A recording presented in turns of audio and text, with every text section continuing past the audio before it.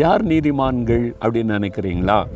இயேசு கிறிஸ்துவின் இரத்தத்தினால் யார் யாருடைய இருதயம் கழுவப்பட்டு இருக்கிறதோ அவங்க நீதிமான்கள்.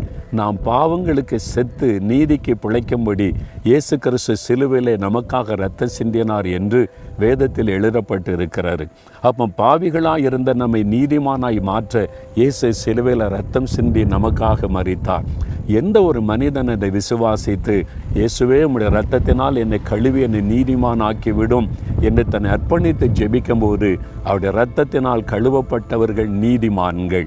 அவர்கள் நீதியாய் நடக்க தங்களை அர்ப்பணித்து கொண்டவர்கள். அப்போ அந்த நீதிமான்கள் தான் பனையை போல செழித்திருப்பார்கள். நீங்கள் மனம் திரும்பிட்டீங்களா? ரட்சிக்கப்பட்டுட்டீங்களா?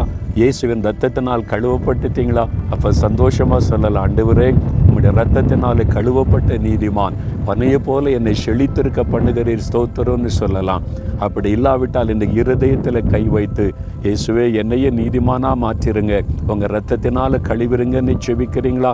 ஜெபிக்கலாம். தகப்பனே, நீதிமானை பனையை போல செழித்திருக்க செய்கிற தேவன், யார் யார் தங்களுடைய இருதயத்தில் கை வைத்து இயேசுவே உம்முடைய இரத்தத்தினால் என்னையும் கழுவும், என்னையும் நீதிமானாக்கம் என்று ஜெபிக்கிறாங்களோ அந்த பிள்ளைகளெல்லாம் இன்றைக்கு உம்முடைய இரத்தத்தினால் கழுவப்பட்டு நீதிமான் என்ற வாக்கியத்தை பெறட்டும். அவருடைய வாழ்க்கை செழித்திருக்கட்டும். உம்முடைய வாக்குத்தத்தம் நிறைவேறட்டும். இயேசுவின் நாமத்தில் ஜெபிக்கிறோம் பிதாவே, ஆமேன்.